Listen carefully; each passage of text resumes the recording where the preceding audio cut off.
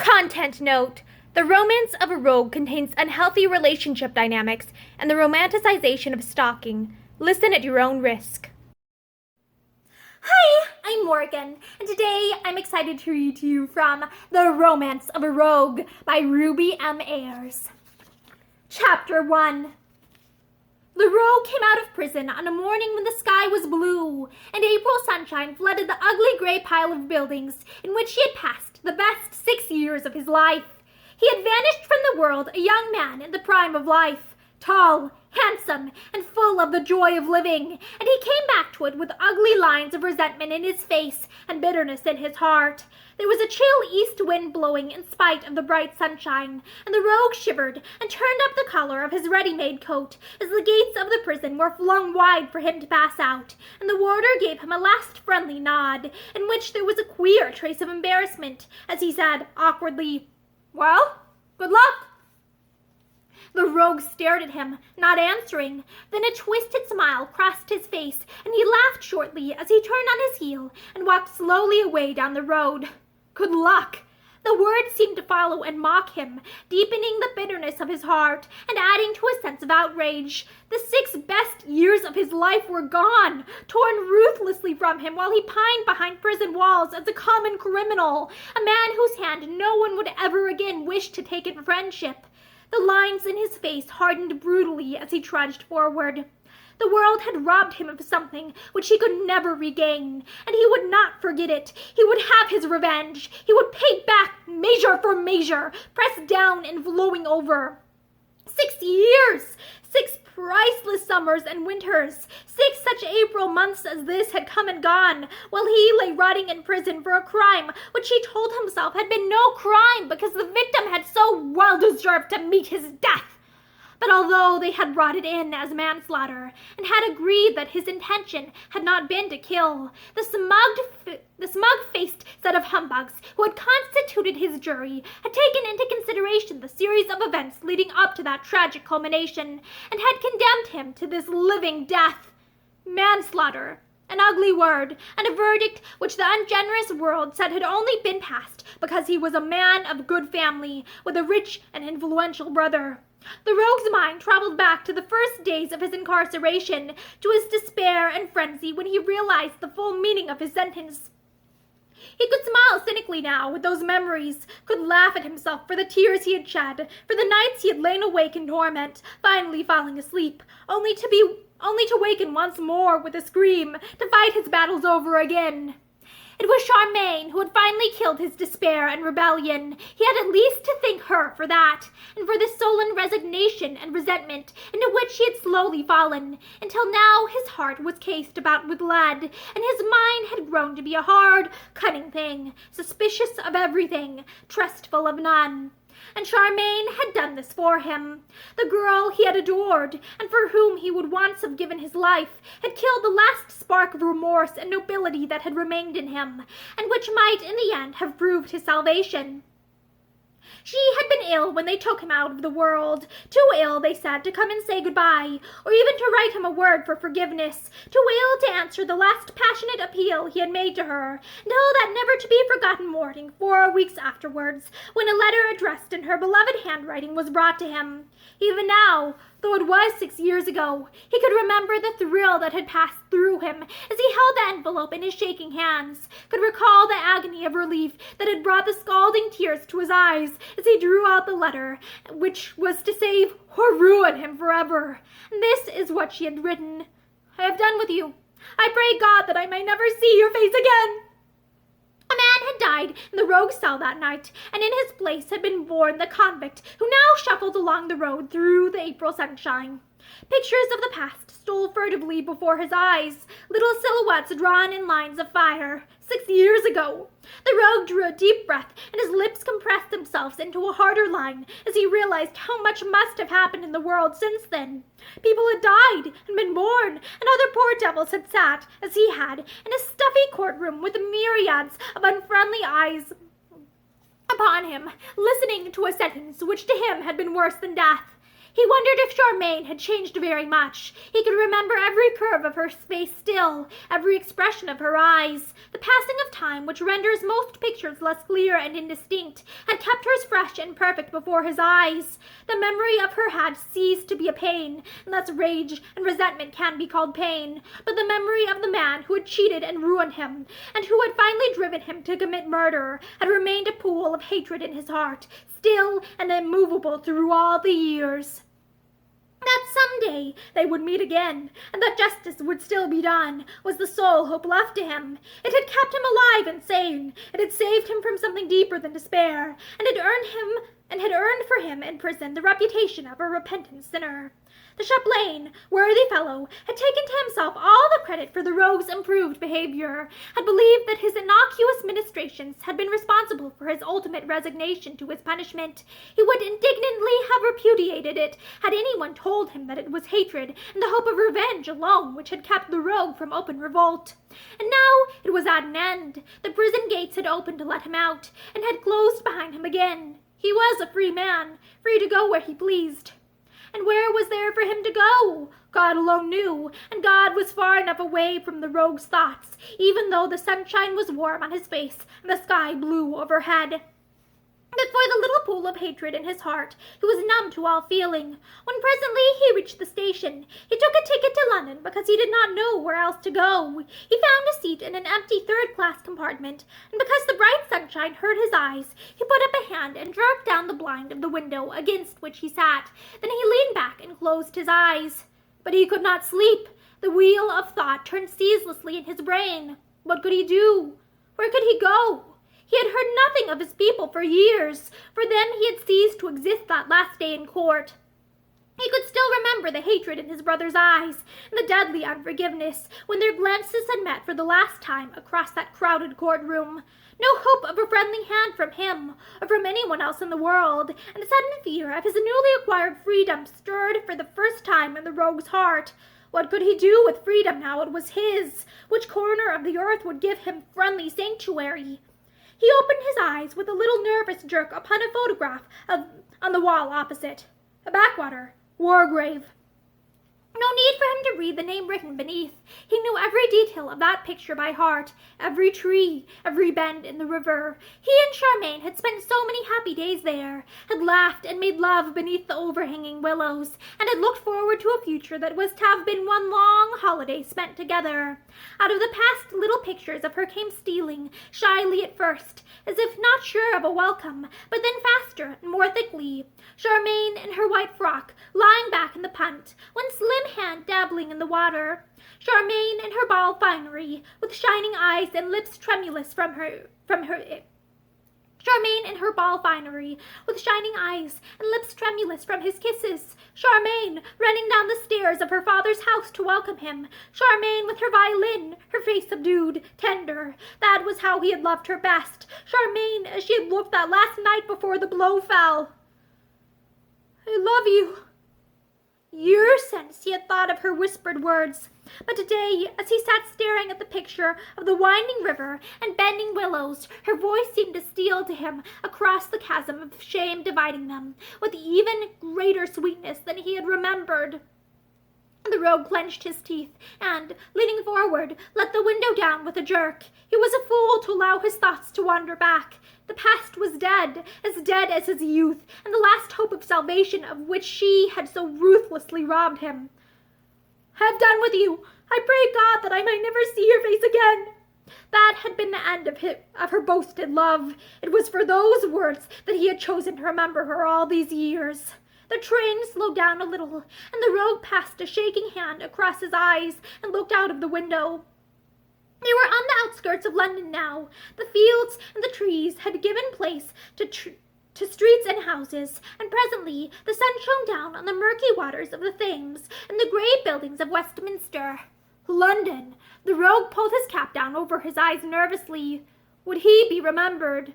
Would anyone recognize him? Would there be one kindly glance from the many eyes he must meet? The train stopped, and he stumbled out onto the platform. Men and women jostled him. The unfamiliar noise and bustle confused him. He found his way out into the street with difficulty. The same London, and yet Not the same. Something tore at the rogue's heart as he walked along the crowded pathway, and there was an odd tightening in his throat which angered him. Why should he care for a world that cared nothing for him? Why should he give one softened thought to the sunshine or the soft April air? Why should the sight of a woman with a big basket of daffodils stay his shuffling feet for a moment and bring a mist to his eyes before he went on again, angrily, faster? But the little pool of hatred in his heart burned less fiercely, and presently, against his will, his footsteps turned him westward in the direction of the house he had once called home. The quiet, ugly square was as deserted as it had been in the past, but to the rogue's unaccustomed eyes it seemed vested with a new dignity and dearness. Behind the locked gates of the unused garden, in the center, the trees and shrubs wore their new spring dresses of tender green, and in one corner a belt of yellow crocuses made brave show. Striped sunblinds were drawn across the windows of the house of which he had once been an honored member, and the brass gargoyle-headed knocker still glared out life fiercely from the center of the polished front door. The rogue stood still on the pathway, his face twitching nervously, wondering with a sense of anger why his old hardness and defiance seemed to be failing him now, when he most needed them.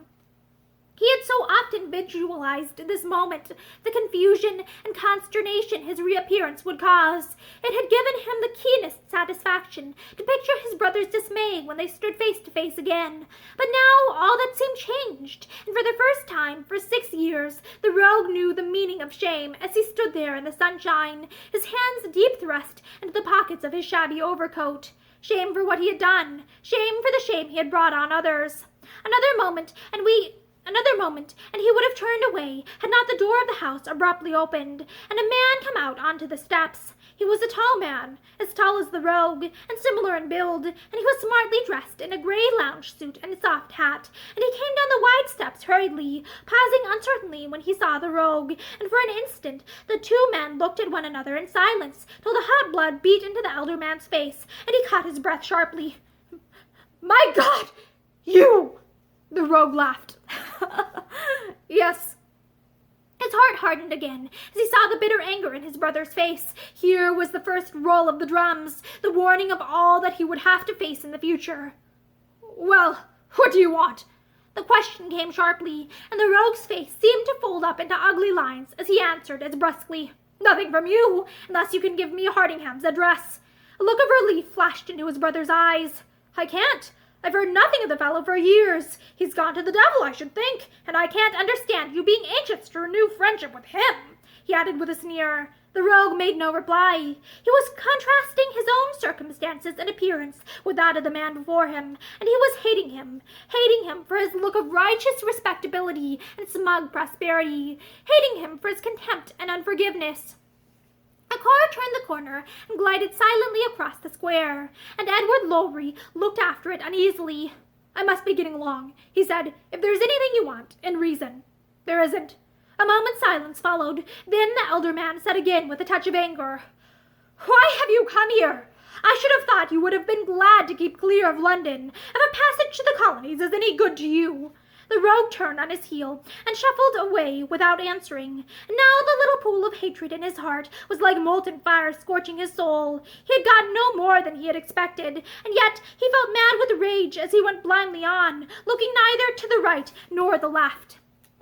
The whole world was against him. Well, he would fight the whole world, trample it underfoot, and make it feel his hatred. The sunny sky had clouded over, and small drops of rain were falling, but the rogue was unconscious of everything save his own bitterness. What had become of Hardingham? The pendulum had swung heavily back to its old place in his heart, hammering out the desire for revenge afresh, to find Hardingham, to make him suffer even as he had suffered, to pay back the old score. The longing danced will-o'-the-wisp before his eyes as he walked along, the increasing rain drenching his shabby coat. It was growing dark when at last he stopped, with a subconscious knowledge that he was hungry. He had passed a fried fish shop, and from its open door an appetizing aroma steamed out into the wet street. The rogue went in and sat down at one of the wooden tables.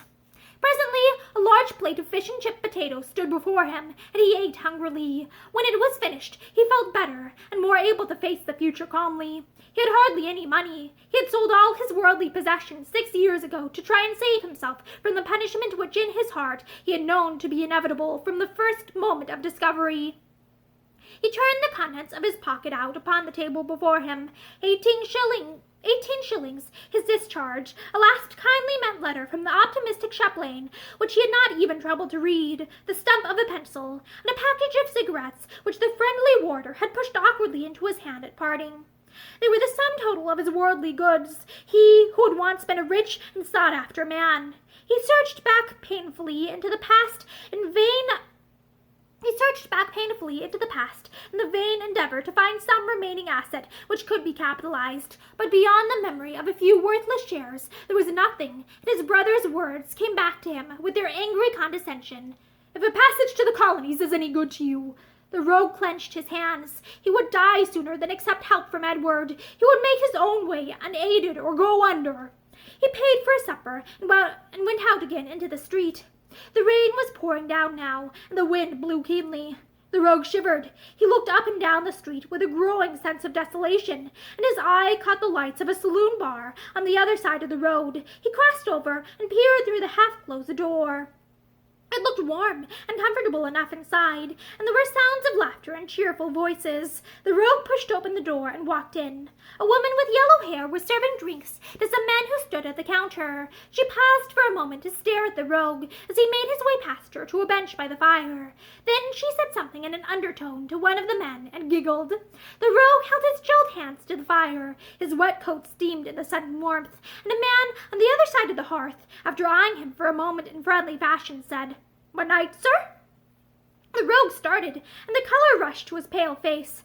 He knew that he was being addressed, and yet it was so long since anyone had called him sir that for a moment he could not realize it or find words in which to answer. Then he nodded dumbly. The somber dark eyes of the man opposite who had spoken looked mildly amazed at such apparent unfriendliness. He was a strange-looking man, rather aesthetic in appearance, with a long, thin face, the chin of which was just now rather blue for want of a shave, and dark, rather sunken eyes. He was dressed in shabby clothes, with yet an attempt at smartness, for he wore grey, not over-clean spats above his patched boots, and there was a frayed white extension appearing above the top of his waistcoat. His hat was black velour with an enormous brim, which might have been worn by a villain in stage melodrama, and his hands were long and nervous-looking, with not over-clean nails. When after a moment he spoke again, the rogue noticed that his voice was deep and sonorous. "A stranger to London, I suppose?" The rogue almost laughed. A stranger to London, he who had once known every nook and corner of it. He shook his head again. "No, but I have been away from it for some time." "I see." The morose dark eyes considered him silently for some seconds. Then their owner rose with long, lithe movements. "Will you do me the honor to drink with me?" he asked in rather a staggy manner. "What shall it be? Whiskey or rum? They're the only two drinks worth considering." The rogue hesitated, and the other man decided for him.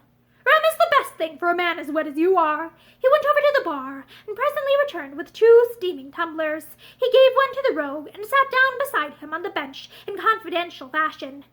"It is a queer world," he began sententiously. He sipped his hot drink appreciatively. "A very queer world. I've traveled a great deal in my time, and I'm not a bad judge of character in my way." He took another sip. "For instance, I knew directly you came in that you were a gentleman." He laid a thin forefinger on the rogue's arm. "In spite of your shabby coat," he added. The rogue said nothing, surprised, because he felt no resentment, and the elder man went on again invitingly. "Now I dare say you would not find it difficult to guess what profession mine is." The rogue looked at him disinterestedly. He might have been anything, he thought, in his wide-awake theatrical hat and strange coat with its flowing Inverness cape, or he might have been nothing, just an ordinary public-house confidence trickster. He contented himself with a shake of the head. "I haven't the vaguest idea." The man looked faintly disappointed. He drained his glass and set it down on the table beside him. "I'm a musician," he announced rather shortly. "A musician now, but at one time an operatic singer." The rogue made no comment, and his companion went on. "Yes, I am a musician. I should have thought you could have guessed as much by my appearance." He took off his hat with a sweeping gesture and revealed a well-shaped head of black, sleek hair, which was allowed to grow long and which was brushed straight back from the forehead. "The hat makes a great difference to one's appearance," he explained. There was a vague silence. The rogue did not know what to say, but after a moment he asked, "What do you play? What instrument, I mean?" The other man's somber eyes brightened. "The violin," he said, a warm note of affection in his voice. "The most wonderful, the only instrument in the world." He stooped and dived under the bench on which they sat, dragging out a shabby violin case. "She is my most precious treasure," he said, and his voice was as tender as if he spoke of a woman he loved. "My most precious treasure. She and... Come here, beauty." There was a little shuffling movement from a corner of the saloon, and a half-bred spaniel came obediently forward and lay down at its master's feet. Save for its mellow, melting brown eyes, it was hardly a beauty, but there was no question as to the love it bore to its master as the man bent and stroked its soft ears caressingly. "A real beauty, a real beauty," he murmured. "Now you may hardly credit it," he went on, turning again to the rogue, "but I would not part with that dog for all the gold in the Bank of England, and I am a poor man. A very poor man. She's all I've got in the world, she and the violin, but I'm a rich man as long as they're both mine." The spaniel thumped the floor with a feathery tail, as if to indicate that she understood perfectly and agreed, and the rogue roused himself sufficiently to ask a question. "Where do you play?" "At concerts." The other man shook his head. "Not now. Things are bad now in the concert world. The profession is overcrowded like everything else." He half sighed. "No, at the moment, and just to mark time, as one might say, I'm playing in an orchestra at a dancing hall." His dark eyes flashed a suspicious question on the rogue's face. "The proprietor is a friend of mine," he went on to explain airily, "and I am doing this to help and oblige him." He waved his slim hand comprehensively. "One must live," he added, with unconscious pathos. The rogue laughed grimly. "You think it's worth while?" he asked. The elder man ran his fingers through his long hair with a tragic gesture. "So it's like that with you, is it?" he asked sympathetically. "It is damnably like that," said the rogue. His companion seemed to be considering things for a moment. Then he said again with slow deliberation, "My work does not commence until 9, and you will be very welcome to accompany me to the hall. You will find it amusing, and—" His voice changed, subtly, though unintentionally. "They give you supper?" he added. The rogue shook his head.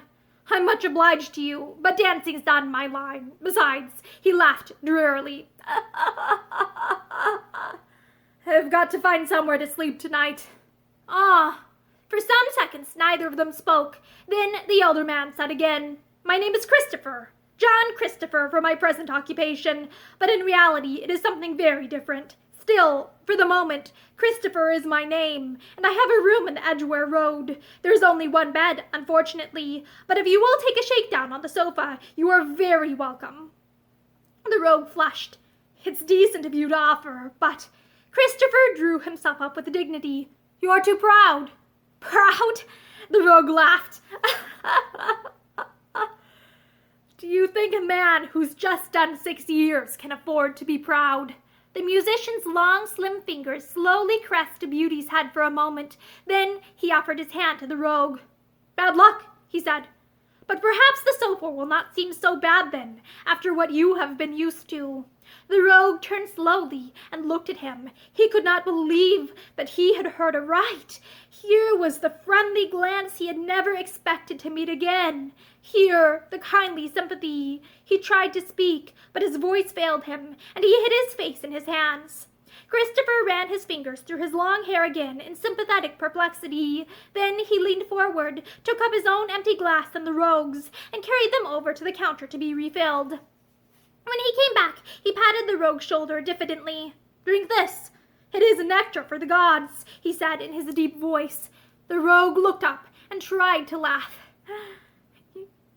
"You're a damned good sort," he said huskily. Christopher shrugged his shoulders. Well, one never knows whose turn it will be next," he said philosophically.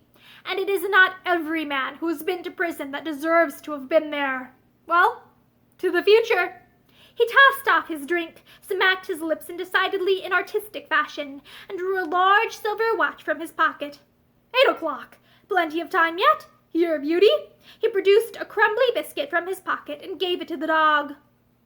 "It is strange how one meets all sorts and conditions of people, traveling about as I have done," he said. "I assure you that my experiences would fill a large volume, Mr. Pardon me? Pray, don't think that I am trying to discover your name. It is no business whatever of mine."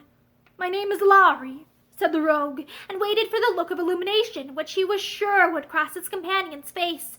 But the name either conveyed nothing to Christopher, or else in 6 years he had forgotten the case which had once set all London talking, for he went on heedlessly. "Well, Mr. Lowry, as I was saying, one meets all sorts of people as one goes through life, but I can truthfully say that I have never yet met a bad one, so bad, but that there was some good in him if you came to look deep enough for it." There was unmistakable sincerity in his voice, and the interest in the rogue's eyes grew. "Men, women, dogs, they are all alike," Christopher went on. "There is good in them all." And again he stooped to caress Beauty's silken ears. "Are you a married man?" the rogue asked bluntly. Christopher shook his head. "I am not. There was a woman in my life once, but she married another man." The rogue laughed cynically. "That's what they all do." "It is what mine did," the elder man said, missing the sarcasm.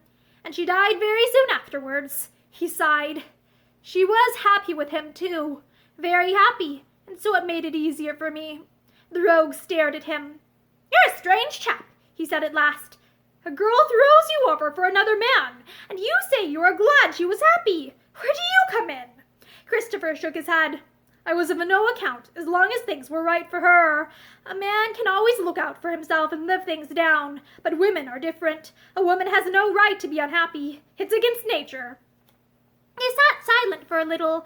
Then the rogue said savagely, "I've been chucked by a woman, and the only feeling I've got left for her is that I pray to God that some day before she dies she'll go through hell, as I've had to." Christopher turned his somber eyes on the rogue's tragic face. "Let us hope, then, that that is a prayer to which the Almighty might turn a deaf ear," he said quietly. "Women are not fitted for trouble, as I have just said. There is a poor little bit of a girl in the orchestra with me now. She has been a lady, anyone can see that, but she is going downhill fast. She has not told me her story, and she never complains, but I do not need to be told. It is there, my friend, written in her face. Only last night I found her crying, and when she saw me she brushed the tears away and tried to laugh. It's a hell of a life, John," she said, "and I don't care how soon it's over." He shook his head mournfully, flipping his long, sleek hair down into his eyes. "I am sorry for her, poor child," he went on. I wish I could help her to be happier. There is something about her that appeals to me. If there was not, I would not allow her to call me John," he added rather quaintly. The rogue shifted his feet uneasily. "I dare say her words were only an empty threat," he said. "Women are fond of being melodramatic." Christopher shook his head. "No, I think she was sincere in her unhappiness," he answered positively, "and she is going the right way to get her wish. It will be over soon enough, the way she is living, up all night, and drink. Such things will soon finish a woman." "I suppose she has brought it on herself," the rogue said brutally. The other man rose to his feet. "As to that, of course, I know nothing," he said. He looked again at his massive silver watch. "It is 8:30. Shall we be going?" The two men went out of the saloon together, the spaniel following closely at her master's heels. The rain had stopped, but the streets looked wet and cheerless. "We could take a bus at the corner," Christopher said dubiously. "But they are sure to be crowded tonight, and they will not allow Beauty to ride." "I prefer walking," the rogue answered. They trudged some way in silence. The hot rum had warmed the rogue's blood, and the little pool of hatred in his heart seemed to have taken fresh flame. The man beside him was a tolerant fool, he told himself contemptuously. What good came of submission and humility? To hit back and hit hard was the only possible way in which one could deal with the injustice and brutality of life. And he thought again of Hardingham, who had left him to rot in prison, and Charmian, who had prayed to God that she need never see his face again. He would find them both and make them suffer before he died. He would wring that one satisfaction from the fate that had smitten him to the earth. Christopher spoke presently, pointing ahead. "That is our destination, where the red lamp shines." "Yes," said the rogue. The rain had begun again, with steady persistence. "We should have a good attendance tonight," Christopher said. "Tonight and Saturday are our best nights of the week as a rule. If you will come in with me, I can introduce you as a friend, and no questions will be asked." The rogue smiled bitterly in the darkness. Oh, the mighty had fallen! To think that he, Bruce Lowry, had lived to see the day when he was glad to sit in a public house with a broken-down musician, and glad to accept an invitation to a fourth-rate dancing hall, because he did not know what else to do with himself or where he could go. Christopher led the way through a narrow side door into a badly lit passage which smelt damp. The floor was covered with the marks of muddy boots, and someone had stood an umbrella in a corner, from which the rain had trickled halfway to the door in a narrowing stream. There was a little office place on the right-hand side, where a girl sat with a pile of ledgers before her, and an open paperback novel on top of the ledgers, which she was reading. She looked up, stifling a yawn, as the two men entered. Then she nodded. "Hello, Mr. Chris," she said casually. The musician raised his wide-brimmed hat with grave courtesy, but when they were out of earshot, he looked at the rogue with a deprecating smile. "I find that there is no respect shown to one nowadays," he complained. "Times have changed, and not for the better, I regret to say." He stopped at the foot of what looked like a back staircase, unfastened his violin case, and produced a worn towel. "I shall not keep you a moment," he apologized. "Beauty." The spaniel advanced with wagging tail, and gravely, one at a time, offered her wet and muddy paws to be wiped. "One has to consider the parquet floors upstairs," his master explained. "It was a concession on the part of the management to allow Beauty to accompany me." The operation finished, he replaced the towel in the violin case, and led the way up the narrow back staircase. The rogue hung back. "I'd better not come," he objected. "My clothes aren't fit for decent company." Christopher glanced at him across his shoulder. "A gentleman is always fit for any company," he said courteously. "You will be doing me a great favor if you will stay." The rogue shrugged his shoulders and followed. At the top of the stairs, they entered a small sort of cloakroom where several hats and coats already hung, and Christopher indicated a vacant peg. "You will not need your coat. The room gets very warm," he said. The rogue hung up his hat and coat obediently. From a distant room came the tinkle of a strummed piano and the sound of voices. Christopher was carefully brushing his long hair at a small, spotted mirror. After a moment he turned. "I'm ready if you are." He led the way, carrying his violin, and closely followed by Beauty and the rogue. They went down a long passage, under an archway, and into a large, brilliantly lit room with a shiny parquet floor, and a small raised platform at one end, on which stood a piano and some music stands. A girl and a man were practicing a new step together at the opposite end of the room. The girl wore a very short skirt and showed rather an unnecessary amount of ankle and leg, but she was slim and dainty, and the rogue felt a sudden tightening of his throat as he looked at her. Although she was a common little thing with a made-up complexion and dyed hair, she reminded him of the past, of the dainty women he had known, of the happy life he had led, of Charmian. And once again the slumbering hatred and bitterness of his heart seemed to take fresh life, and for a moment he stood still in the center of the room, his face paling, and the old brutal look creeping into his eyes. Christopher touched his arm. "I will find you a seat on the platform. We are early, so I have a few moments to spare." The rogue followed him silently. He wished he had not come, although he was grateful for this man's friendliness and company, yet something in his heart revolted against it. This was not his own environment. For the moment he forgot the depths to which, in the eyes of the world, he had sunk. He remembered only that once he had moved in high places, and been an honored guest in the houses of the great, as no doubt Hardingham still was, and Charmian. How he hated them both! His hatred seemed almost a live thing, stretching out physical hands with which to seize and crush them.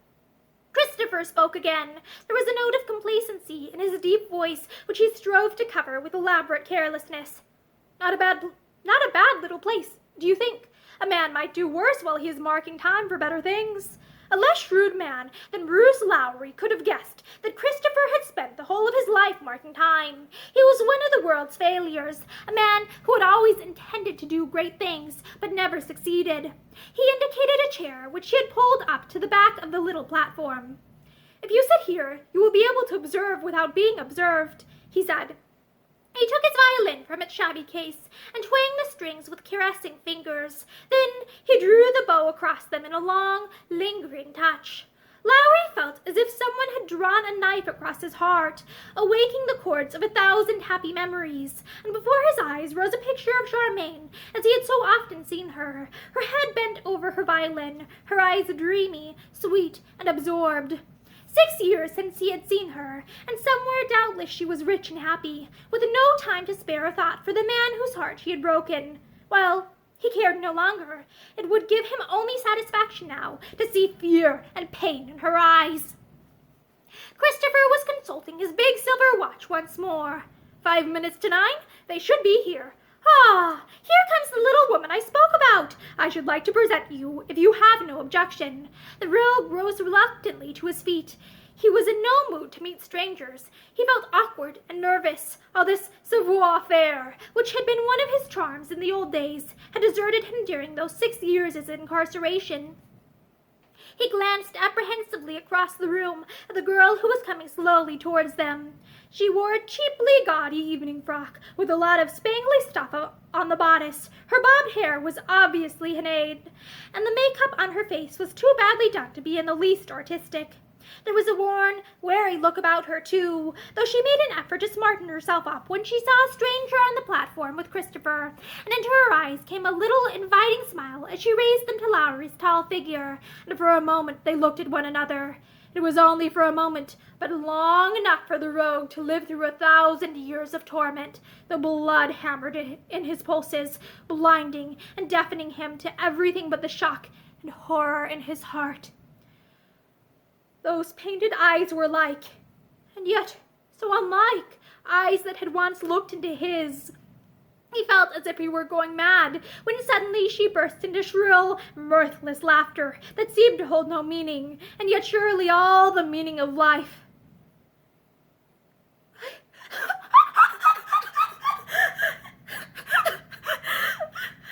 "My God! Whoever expected to see you?" she said, in a curious, flat sort of voice which was like, and yet so horribly unlike, the voice that had once whispered, "I love you." It was Charmian.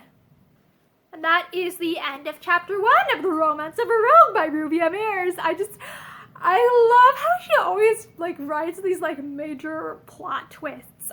This book is looking good so far. I hope you return soon for chapter 2. Bye!